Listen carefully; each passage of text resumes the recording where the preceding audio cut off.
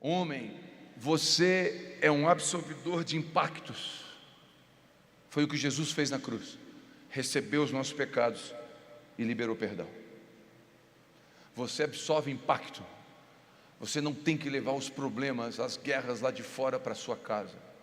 Você tem que absorver os impactos e destilar graça na sua família. Isso não é mentir, isso é ser um homem provedor, protetor, um homem que usa carro 6 cilindros, não elétrico.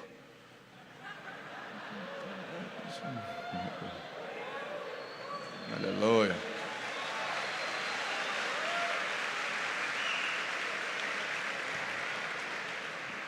Quem prefere um Opala 6 caneco? Levanta a mão. A Alfa. Os que estão com carro elétrico estão bravos comigo. Fica tranquilo. O cara estava com o Opala no posto de combustível, parado, encostou um carro elétrico. E o cara perguntou: quanto que tu gasta para abastecer? O cara do Opala disse: 2 minutos. Aleluia! Boa noite, a paz de Jesus a todos, amém? Eu quero só, antes de qualquer coisa, falar para o Juscelio, eu tenho um vídeo, tu não. Pode sentar, querido, por favor. Bom, eu me sinto muito honrado de poder abrir essa conferência. Eu me sinto duplamente honrado por pregar na mesma noite que o pastor Juscelio. Eu fico muito feliz, porque o Juscelio é uma referência para minha casa, é um amigo, se tornou um amigo da minha casa, ele é Lulu. Então, eu falei para o Juscelio, eu tive 2 sentimentos de pregar hoje. Um ruim, pregar na mesma noite que ele. Mas um bom, porque eu vou pregar primeiro. Porque pregar depois dele é ruim. Aí o que se fala depois que o Juscelio prega? A gente só chora depois que ele prega, não fala mais nada. Então, eu quero honrar o Fábio e a Rafa. Obrigado pela coragem de botar pregar aqui, né? E abrir essa conferência maravilhosa. Quantos frutos, né, que a Elo tem dado. Então, que bom fazer parte com uma porçãozinha que Deus deu para a gente, naquilo que Deus está fazendo aqui nessa conferência e tantas outras que já ocorreram e que vão ocorrer ainda, tá bom? É uma alegria. Eu me sinto um jogador amador perto do Cristiano Ronaldo. Quando olhei a lista de quem vai pregar, o Hernandes Dias Lopes, se ele está aqui, eu não prego. Eu desmaio, simulo que estou recebendo a presença de Deus. Porque, né, como que se prega diante do... Como que se joga, como que bate um pênalti, né, na final da Champions com o Cristiano Ronaldo olhando, né, com o Messi olhando. Então, eu me sinto assim mesmo, de verdade. Eu tenho realmente 5 pães e 2 peixes. Eu oro e preciso que Jesus multiplique, senão a gente vai sair com fome daqui. Mas se ele multiplicar, todo mundo sai alimentado e leva para casa. Aí dá para levar para casa ainda, né? Então, estou muito feliz também de ver o time de louvor lá da igreja que está servindo, vai servir amanhã aqui, é isso?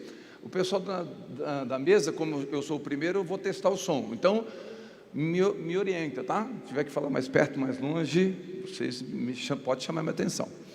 Tá bom, gente? Então, feliz de vê-los, né? Vão estar ministrando aqui, é uma honra poder estar no mesmo ambiente que vocês mais uma vez. Glória a Deus. Quem quer ouvir a palavra do Senhor? Aleluia, vamos lá. Quero que você, se você trouxe Bíblia aí, abra ela. Eu sou pastor, tá? Então, pastor lê a Bíblia. Se você trouxe aí, abra comigo, por favor. Se você não trouxe, acesse no seu celular. Eu quero só ler um texto de Provérbios, capítulo 30, versículo 18. Provérbios 30, 18.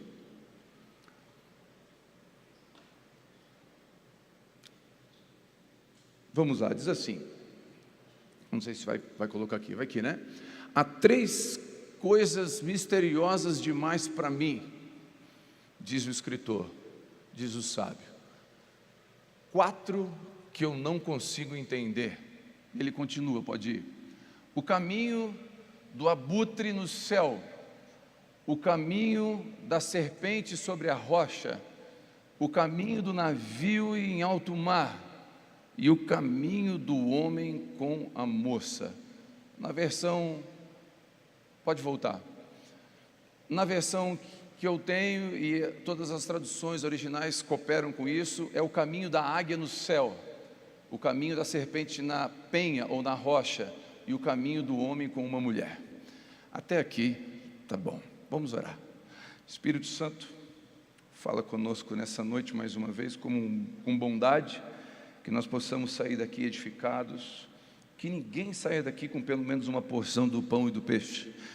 Que o Senhor, se entrou aqui, casamentos destruídos possam ser restaurados, que os filhos recebam uma versão transformada do pai, que os filhos recebam uma versão transformada da mãe, que os filhos recebam uma versão transformada desse casamento, para que as gerações continuem de forma saudável, em nome de Jesus, amém, amém.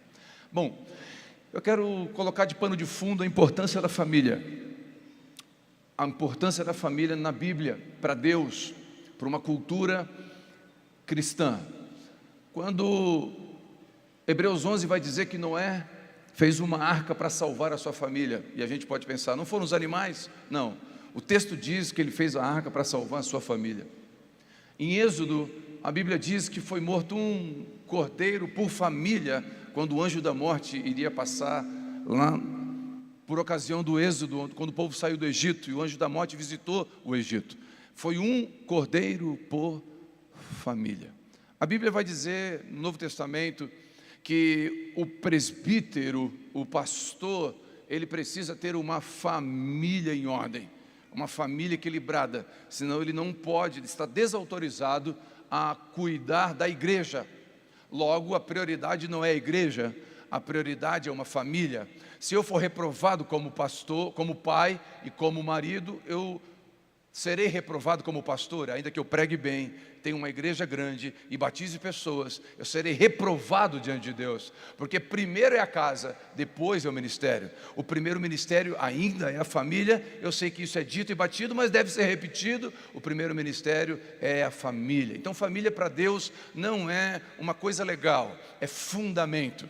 Família para Deus é célula-mãe, é trilho para o trem, é fundamento para o edifício. Se você não colocar um fundamento bom, o edifício cai. Se o trilho não estiver alinhado, o trem desencarrilha. Então é importante entender isso, esse fundamento da família. A Bíblia diz que todas as famílias foram abençoadas em Abraão. Em Abraão foram benditas todas as famílias. Família o tempo inteiro é preservado. Não é de se assustar que o inimigo ataca constantemente a família. Eu trabalhei no exército 22 anos. E uma das coisas que eu aprendi no exército é, a gente sempre ataca aquilo que vai trazer mais dano. A gente ataca no exército inimigo aquilo que vai trazer mais dano. E o diabo sabe que se ele conseguir mexer na família, ele causa mais dano. Eu cuidei de um projeto social chamado Pelotão Esperança dentro do exército. E desse projeto social, nós tínhamos 30 meninos com problema de comportamento. 30 meninos, com problema de comportamento. Com 9 anos já estava traficando. Já estava, com 10 anos, bateu no diretor da escola. Eram meninos com problema de comportamento. Uma vez eu fui orar por um menino, saiu o menino, ficou o demônio e disse obrigado. Pensa um menino complicado, difícil. E dos 30 meninos, dos 30, 27 não tinha pai. O pai estava morto, preso, ou não sabia o nome do pai porque não estava na certidão de nascimento. Isso é realidade. A ausência paterna gera um buraco da orfandade entra drogadição e tantas coisas. Homens que estão aqui, a melhor coisa que você faz como pai é amar a mãe dos seus filhos primeiro. E a sua presença é mais importante que os seus presentes. Então, sabendo disso, o diabo vai querer destruir o quê? O pastor? Não, o pai. Se ele destruir o pai, o pastor é uma consequência. Se ele conseguir destruir o marido, se tirar o Telmo da Vive, não, mas ele está na igreja 7 vezes por semana, mas ele tirou, o diabo conseguiu, usando até o ativismo religioso, que é perigoso.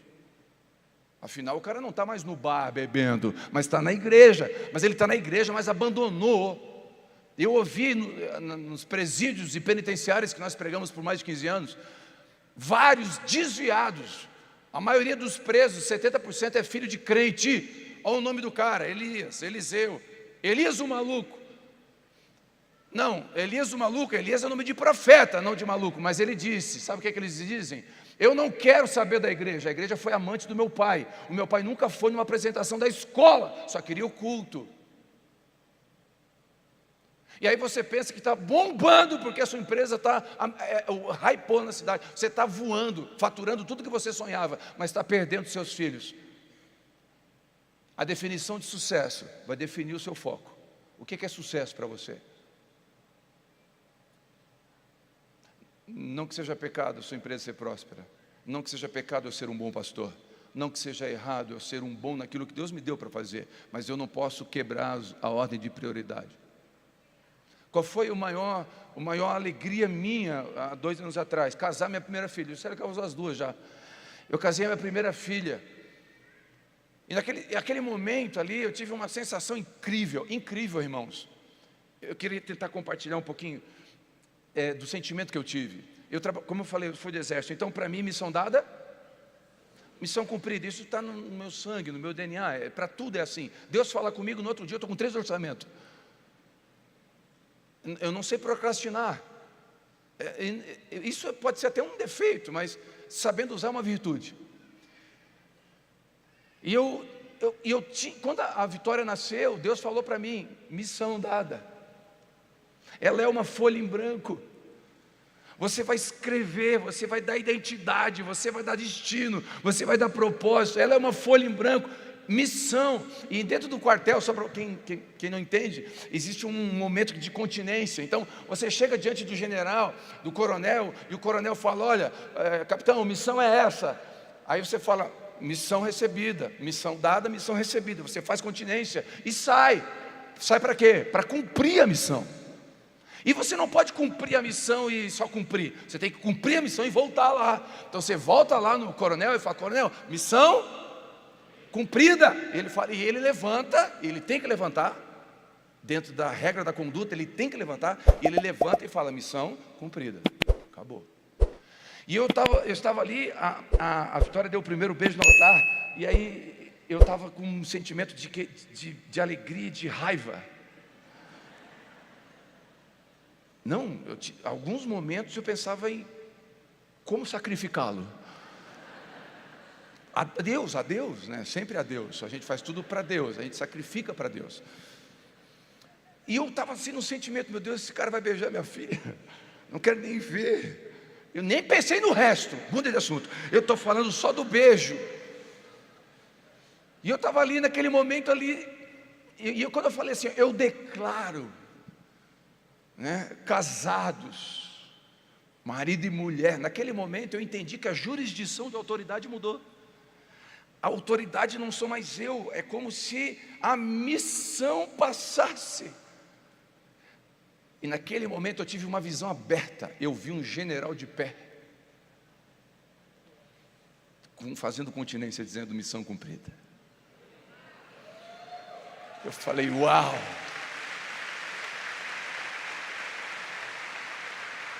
Irmãos, não espalhe o que eu vou dizer.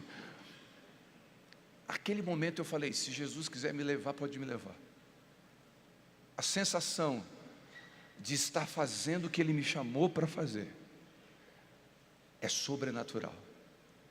Não tem pregação em estádio, não tem vitória financeira, não tem sucesso ministerial que se compara a você cumprir um chamado de pai e de marido. Então essa definição, essa compreensão de família, de missão, né, de compreensão de culto. A Bíblia vai correlacionar culto com cultivo. Então a gente entende que Deus deu um jardim para Adão e falou, Adão, cuida desse jardim. E Adão estava lá plantando batata, plantando alface, cuidando e protegendo. Então a palavra cultiva lá em Gênesis 2,15 é a mesma de Romanos 12, que é culto. Ou seja, resumindo, isso aqui é outra história, mas quando você cuida do jardim que Deus te deu, você está cultuando o Deus que te deu o jardim. Só que a gente acha que culto é levantar as mãos e cantar uma canção. Não, está tudo bem, irmão, também é culto. Mas o culto é muito mais integral. Eu tenho uma notícia para te dar: você não tem vida secular, você é de Deus. Você é de Deus na empresa, ou você serve Satanás na segunda e domingo serve Jesus. A verdadeira espiritualidade não vai trazer duplicidade, com uma cosmovisão dicotômica, dividida. Não, na igreja eu sou de Jesus, em casa eu sou de Jesus, na empresa eu sou do curisco. Curisco é só no sul que fala, né? Quem entende o que é curisco? Não, Satanás. Não, eu sirvo o diabo na segunda. Não, você serve a Deus na segunda, amém ou não? Você serve a Deus na terça. Então, olha, vamos resumir: estar aqui é de Deus, sim ou não? Você tem convicção? Fala um sim, mais bonito, né? Amém, mas jantar com a esposa não é? Sim, qual é o mais importante? Porque dentro da cosmovisão evangélica, o mais importante é estar no culto. Mas dentro da cosmovisão bíblica, cuidar da família é prioridade. Então, estar jantando com a esposa é tão espiritual quanto estar aqui. Dá o cartão para a esposa livre no shopping.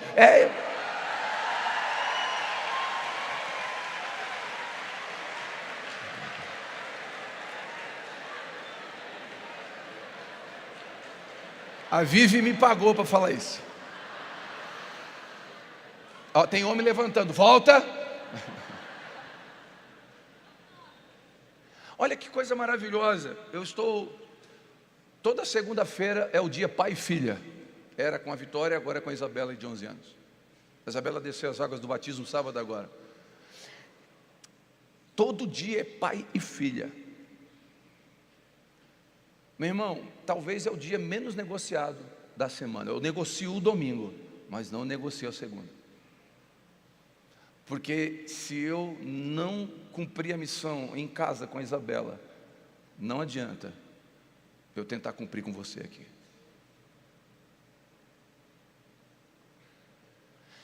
Só que aqui, o domingo, eu estou cultuando a Deus com os irmãos. Amém. Mas na segunda eu estou cultuando a Deus com a minha filha. Porque eu estou cuidando de um jardim chamado Isabela. Homem, olha para o jardim que está do seu lado. Pergunto: como está essa árvore?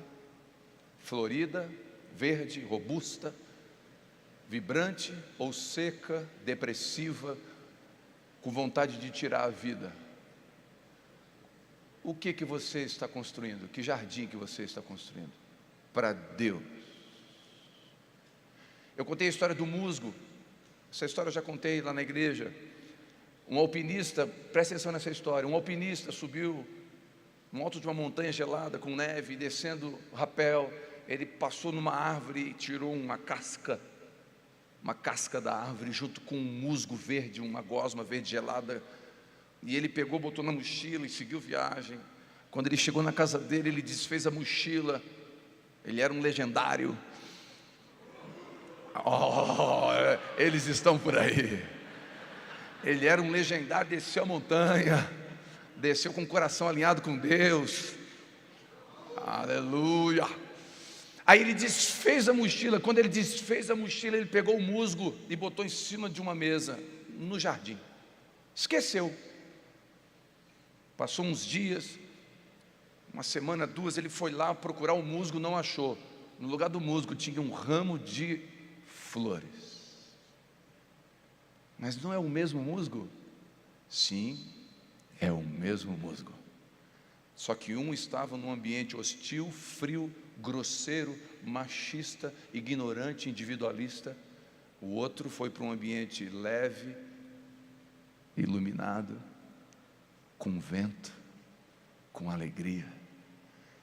O ambiente, homem, que você gera em casa vai definir se é um musgo ou uma flor que você vai ter em casa.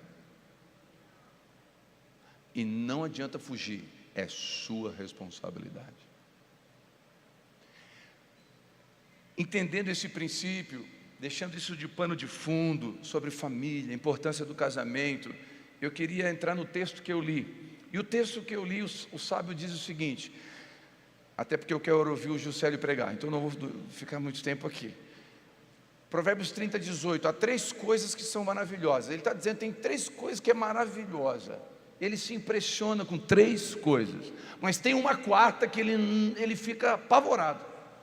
E ele fala que as primeiras 3 coisas que ele se impressiona é o caminho da águia no céu, o caminho da cobra na pedra e o caminho do navio no mar. Essas 3 coisas o sábio estava observando. Então o sábio estava na rua, no campo, olhando a águia do céu. Outrora ele estava observando uma cobra passando sobre a pedra. Outrora ele estava vendo um navio passando em alto mar. O sábio estava observando isso. Ele falou: essas 3 coisas são impressionantes, mas tem uma quarta que é demais para mim, que eu fico impressionado, que é o caminho do homem com a mulher. Meu irmão, se o sábio Salomão, que teve 1000, se impressionou, imagina a gente com 1. Não é uma coisa fácil de entender para começar a conversa. Só que percebeu que ele usa duplas. Qual a primeira dupla? A águia e o céu. A outra dupla, a pedra e a cobra. E qual a terceira dupla? O navio e o mar. Então eu queria estudar essas 3 duplas antes da gente entrar na quarta. Primeira dupla, a águia e o céu. Quando o seu cônjuge for uma águia, não seja uma gaiola.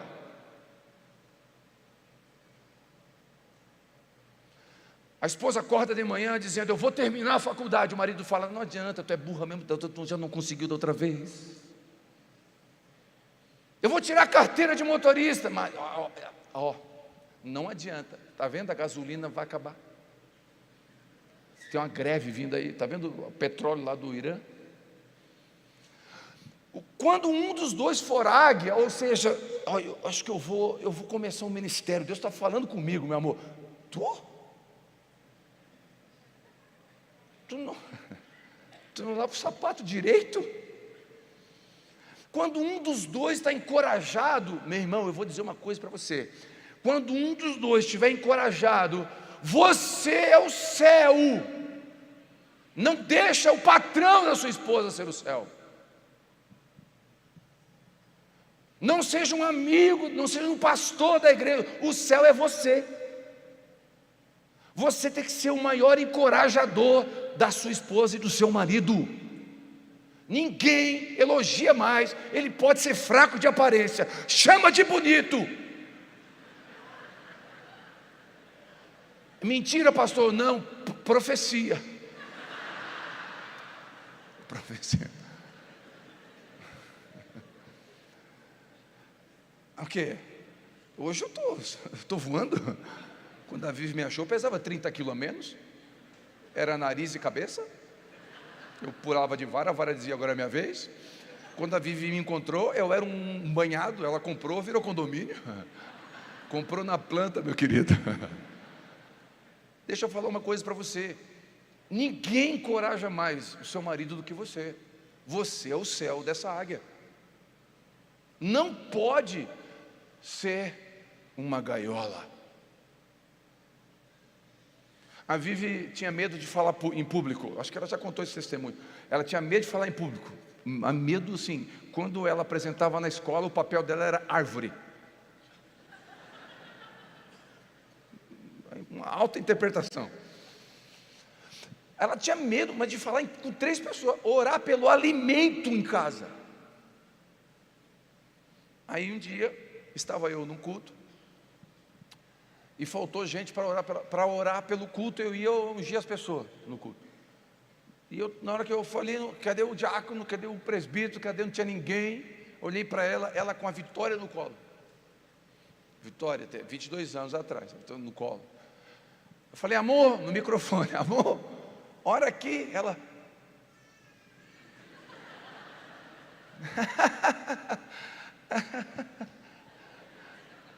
Eu falei: amor, diaconisa, segura a Vitória, por favor.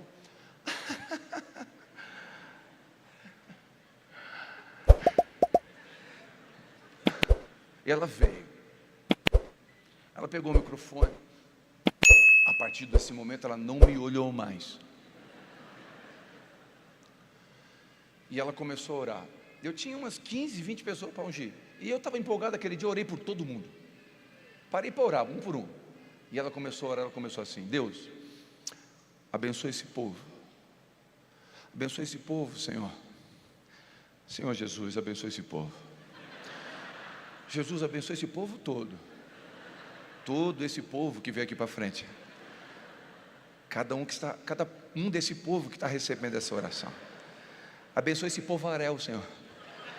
Abençoa, Senhor, esse povo. Ela orou por 10 minutos. Abençoa esse povo. Eu duvido que aquele povo não foi abençoado. Quando ela saiu, ela fez cara de paisagem. Saiu, desceu. Quando ela entrou no carro, irmãos, ela foi se despedindo das pessoas. O vidro foi subindo. Quando o vidro foi subindo, ela foi endemoniando. Não, o rosto estava manifestado. Se ela bota a mão para trás, eu dizia: está amarrado. Ela não botou a mão para trás. Ela fez assim, ó: eu vou te matar. Tu acabou comigo hoje. Tu destruiu com a minha reputação. Eu só orei: Deus abençoe esse povo. Não veio nada na minha mente. Eu estava despreparado. Tu sabe que eu tenho vergonha. E eu fui ouvindo. O Espírito Santo me deu uma coragem. Eu falei: eu vou ser o céu dessa águia. Te prepara, tu vai pregar para dezenas de milhares de mulheres.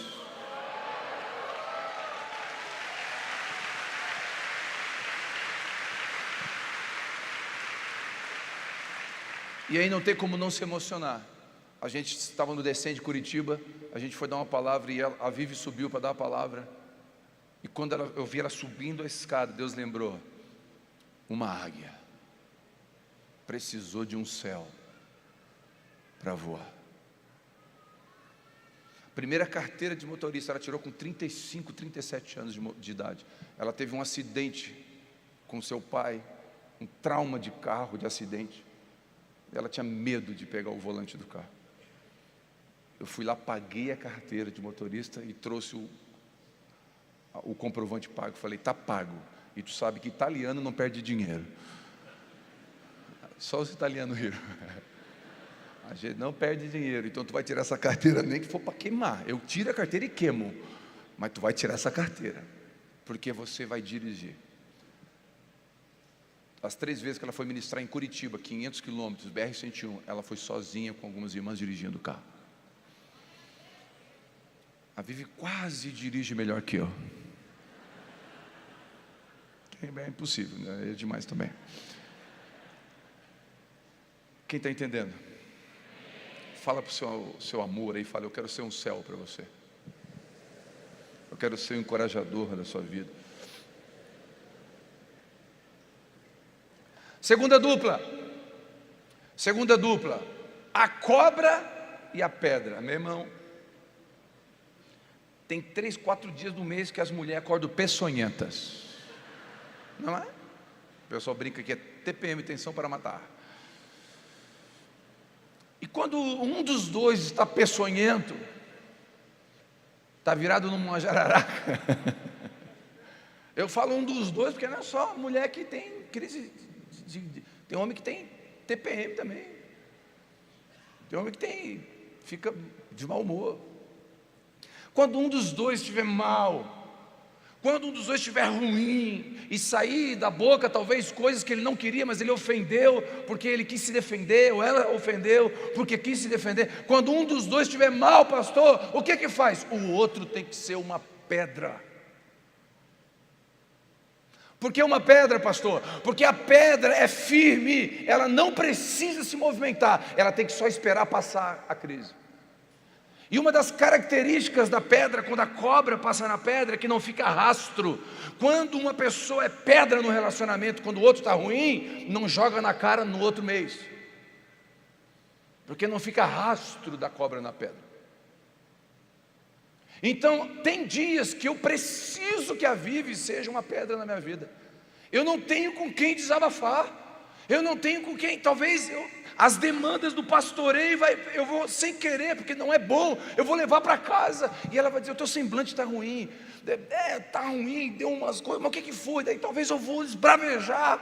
E no esbravejar eu posso machucá-la, e não machucar, ela precisa estar firme, ela não pode devolver na mesma força, e vice-versa.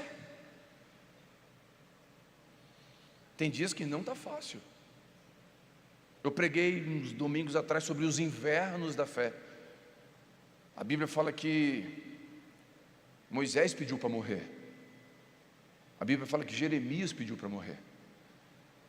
Pediu a morte. Sabe o que é isso? Burnout. Depressão. Mas peraí, está falando de quem? De Moisés? Moisés. Só Moisés.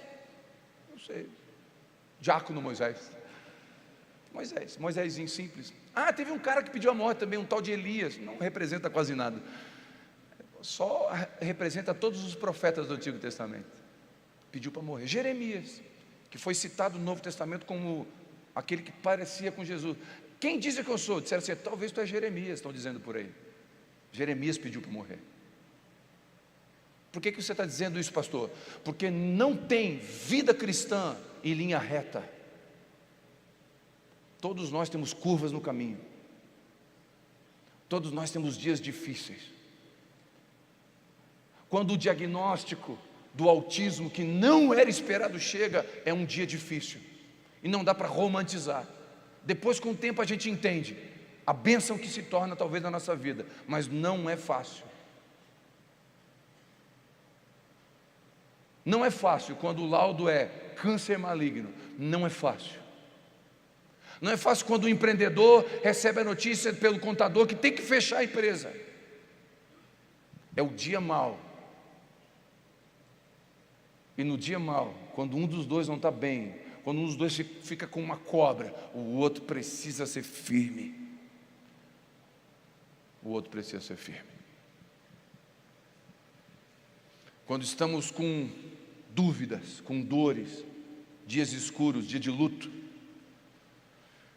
quando não estamos bem, precisamos de pessoas que são como pedras, da esposa como pedra, do marido como pedra. Homem, como eu que estou pregando primeiro, e eu tenho um livro que chama Seja Homem, então os homens vão apanhar mais hoje. Homem, você é um absorvedor de impactos. Foi o que Jesus fez na cruz. Recebeu os nossos pecados e liberou perdão. Você absorve impacto. Você não tem que levar os problemas, as guerras lá de fora para a sua casa. Você tem que absorver os impactos e destilar graça na sua família. Isso não é mentir, isso é ser um homem provedor, protetor, um homem que usa carro 6 cilindros, não elétrico.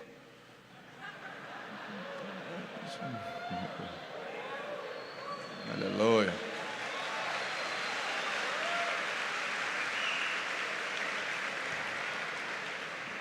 Quem prefere um Opala 6 caneco? Levanta a mão. A Alfa. Os que estão com carro elétrico estão bravos comigo. Fica tranquilo. O cara estava com o Opala no posto de combustível, parado, encostou um carro elétrico. E o cara perguntou, quanto que tu gasta para abastecer? O cara do Opala disse, 2 minutos. É de graça, é de graça. No dia que nós não estamos bem, o marido, a esposa precisa estar maduro, firme. Pessoas que entendem o processo, por exemplo, do apedrejamento. Deixa eu falar uma coisa para você que veio para cá achando que esses dias aqui serão loves in yeah. Não, tem gente que veio preparado, meu querido, daqui avivamento. Vou ter que ter, nós somos em Gramado, meu irmão. Aleluia. Eu oro para que você seja águia. Voe alto. Mas deixa eu falar uma coisa para você que errou no seu casamento, que adulterou, que traiu a sua esposa ou o seu marido. Se você está aqui com ele ou com ela, porque há uma chance. O outro lado virou uma pedra e decidiu dar uma chance para você. Mas seja maduro para entender o período do apedrejamento. Período do apedrejamento é aquele período em que a gente vai tomar pedrada por coisas que fez lá atrás. Porque quem está jogando pedra já perdoou, mas ainda dói. Então, se a sua esposa ligar para você às 3 da tarde, é porque ela está desconfiada de você. Não briga com ela, seja uma pedra, seja maduro. A desconfiança dela é por causa do seu erro. Seja maduro para entender isso. Essa maturidade é importante, senão nenhum casamento dura. Não existe casamento sem uma discussão, não existe. Só eu conheci um casalzinho, 80 anos de casado. Juscelio, 80 anos de casado. Nunca brigaram. Aí o pessoal foi entrevistar num podcast, e na conversa o velhinho falou: a gente brigou acho uma vez. Aí todo mundo: quando? Aí o velhinho: na lua de mel. Como é que foi? A gente foi para a lua de mel, foi aleluia. A gente saiu da lua de mel, a gente subiu no burrinho. O burrinho empacou. Eu falei para o meu amor: desce, meu amor. Eu olhei na cara do burrinho e falei: uma. E dei-lhe uma sarrafada no burrinho. O burrinho andou. Subimos no burrinho. 100 metros, parou de novo. Eu falei: amor, desce, por favor. Olhei na cara do burrinho e falei: duas. E dei-lhe uma sarrafada no burrinho. O burrinho andou. Parou de novo. Eu falei: amor, desce. Olhei na cara do burrinho e falei: 3. Puxei a garrocheira e matei o burrinho. E a minha mulher começou a gritar: tu é maluca? Eu olhei para ela e falei: uma. Nunca mais brigamos. A única forma, só tem uma forma de um casamento nunca brigar: se tiver escravidão, abuso de autoridade. Porque se tiver compartimentação de amor, nunca um casamento não vai passar por um momento de discussão e de ajuste. A questão é: você vai ser o que no dia difícil? Seja uma pedra quando o outro estiver virado numa cobra. Terceira dupla, o navio e o mar. Pastor, o que o navio e o mar tem a ver?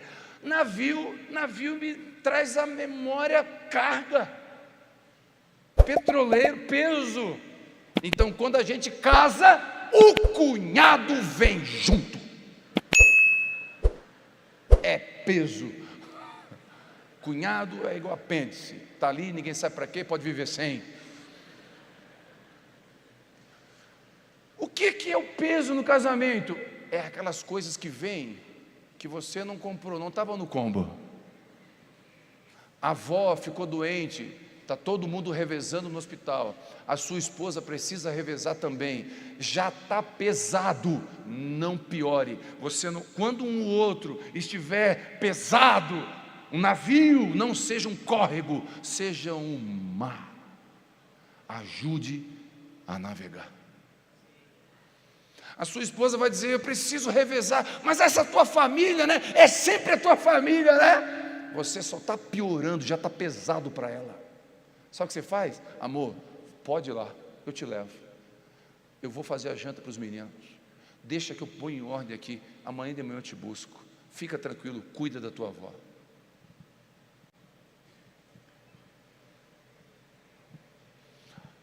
Aquele teu irmão drogado, é sempre ele, né? Dinheiro para internação de novo. Obrigado, você está sendo um córrego fininho, já está difícil de navegar. Ou você acha que a sua esposa, o seu marido, queria ter um irmão drogado? Não queria.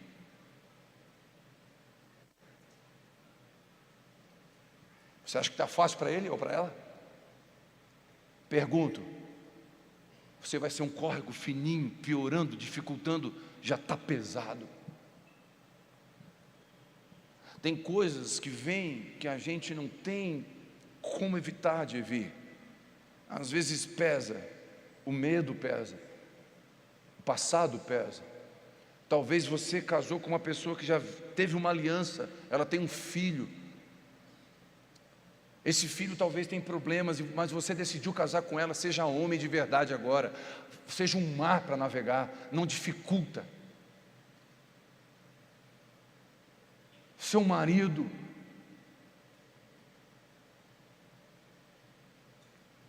o medo pesa. Viviane, como é que você não tira a carteira? Você não tem vergonha? 35 anos, eu tirei com 18. Olha lá fulana, olha lá ciclana. Um córrego. Já estava pesado para ela o trauma do acidente. Eu só estava piorando.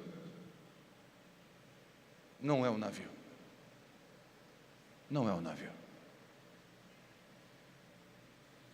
Famílias pesam. Trazemos cargas que pesam. E quando um dos dois for um navio, por favor, seja um mar. Ajude a navegar. Já está doendo demais para você piorar as coisas. Bom, e eu tenho 3 perguntas para fazer para a gente encerrar. Primeira pergunta: quando os dois forem águia demais, aí eles compram um apartamento financiado com mais do que ganha. Porque os dois demais empolgados também. Vamos empreender? Vamos! Vamos botar o quê? Açaí, onde? Ali, compra! 3 dias o açaí está aberto. Nem pensou, os dois águia demais é perigoso. Não faz conta nenhuma. Os dois empolgados demais, meu irmão. Os dois águia, ao mesmo tempo, é perigoso. Tem que ter um que é o céu. Observa a águia voar. Os dois voando, pode ir para um lugar que é perigoso. Os dois juntos voando. E quando os dois acordam peçonhento? Boletim de ocorrência. Meu irmão, os dois peçonhentos. A mulher, quer ver a mulher que quando ela quer brigar? Ela fala assim: amor, se eu morrer tu casa de novo? Meu irmão, quer um conselho? Desmaia. Dá uma crise. Ou devolve a pergunta. Está perguntando por quê? E você? Porque se você responder, você está pego de qualquer jeito. Quer ver? Amor, nunca casaria de novo. Porque a experiência está ruim? Acabou-se. Claro que casaria, claro que casaria. Está de olho em quem? Meu irmão, então resumindo, dá uma crise.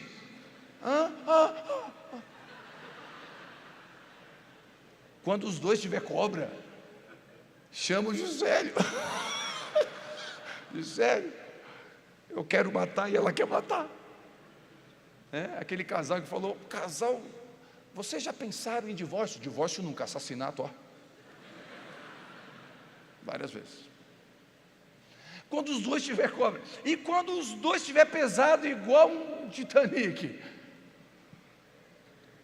toca a música, bota o colete e deixa, meu irmão. Os dois com problema na família. O cara chega em casa: o meu irmão, ela, o meu irmão. Tenho vontade de matar ele, eu vou matar o meu. Os dois juntos, pesado, meu irmão. Clima em casa não tem ação do Banco Master que resolve. Vai ficar ruim. Os dois mal, os dois águia é perigoso, os dois cobra é perigoso, os dois navio é perigoso. Aqui entra um princípio que é maravilhoso. Aqui entra o socorro bem presente na hora da angústia. Aqui entra a rocha forte, o oceano de graça. Aqui entra a terceira dobra do cordão. Porque um casamento sem Jesus pode afundar, mas um casamento com Jesus, o mar de graça está aberto na frente dele.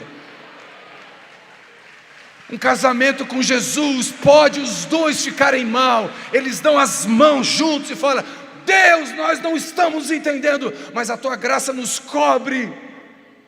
Eu estou mal, ela está mal, mas o Senhor nunca está mal. Cuida de nós. Aqui entra o que o próprio sábio vai dizer: que o cordão de 3 dobras é o cordão de 3 dobras.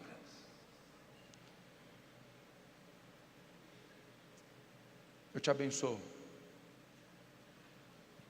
Eu te abençoo nessa noite. Eu tenho certeza que eu vou dizer agora. você vai ser muito tocado nesses 3 dias. Você vai chorar muito nesses 3 dias.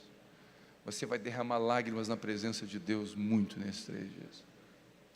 Pessoas vão confessar pecado, vão ser curados de traumas da infância nesses dias. Você vai ver o que Deus vai fazer na sua vida nesses dias. Mas eu vou dizer uma coisa para você. Jesus precisa estar. Senão, a qualquer momento, nós vamos afundar. Foi Jesus que salvou e segurou o meu casamento. Há 23 anos atrás, eu fiquei divorciado 4 meses da Vivi. Jesus entrou no meu casamento. Um barco afundando, Ele me socorreu. Socorreu a Vivi. E hoje nós temos 2 filhas lindas. E tantas pessoas puderam de alguma forma ser abençoados através do que Deus fez na minha casa. Porque Jesus mudou a nossa história. E eu quero de verdade declarar sobre você que pensa que não tem mais chance. Eu tenho certeza que eu vou dizer, e não precisa ser profeta, é estatístico. Tem muitos aqui que vieram dizendo, é a última chance do nosso casamento. Tem muitos que vieram com esperança de algo acontecer, porque se não acontecer, já acabou. O barco já está afundando, já botou até o colete. Tem gente com colete aqui. Mas deixa eu falar uma coisa para você. Recebe isso no seu coração. Eu não sou profeta, mas eu quero ser profético. Escute. Se você viesse aqui para Gramado no mês de junho e julho, e você veio do Nordeste, o que você colocaria, ou você veio do Sul mesmo, o que você colocaria na mochila para vir para Gramado em julho? Roupas de frio, cachecol, sim ou não? Luva, jaqueta de couro, térmica, ok? Sim ou não? Mas se você fizer a viagem ao contrário, sair daqui do inverno de Gramado e for para o Nordeste, o que você coloca na mochila? Chapéu, protetor solar, roupa de banho, sim ou não? Porque a mochila que você faz hoje não faz sentido, talvez, hoje. Mas no destino que você vai faz sentido. E as dores que você tem vivido hoje, eu estou profetizando na sua vida, é Deus preparando a sua mochila. Vai chegar um dia que você vai abrir a sua mochila e vai dizer, faz sentido a cura, o milagre, a transformação que o Senhor permitiu e fez lá atrás. Hoje, quando alguém chega para mim e fala, meu casamento não tem mais esperança, pastor, eu abaixo, abro a minha mochila e falo, tem sim, porque Deus fez comigo, pode fazer com você. E eu te abençoo com uma mochila cheia de experiências com Deus, cheias de feridas curadas, para que você seja uma bênção na mão do Senhor. Vamos orar. Fica de pé, por favor.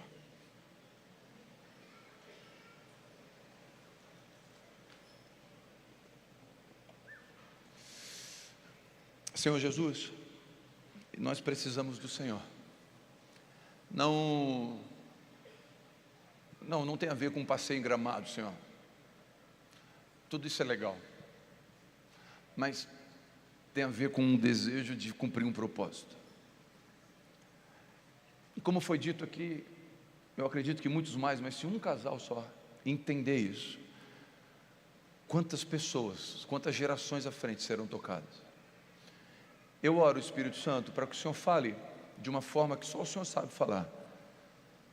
Cada preletor que passar aqui vai trazer verdades do seu coração.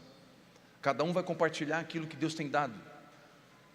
Mas o Senhor sabe distribuir isso como ninguém. Pega os nossos 5 pães e 2 peixes, Senhor, e distribui. Eu oro para que essas mochilas sendo preparadas nesses dias, lá na frente, quando aberta, sejam cura para outras pessoas. Como diz a canção, que das minhas feridas saia um poder para curar. Eu abençoo cada um dos meus irmãos. Eu abençoo o Fábio, a Rafa, todos os responsáveis por esse evento. Esteja conosco em todos os momentos, Senhor. Amém. Amém.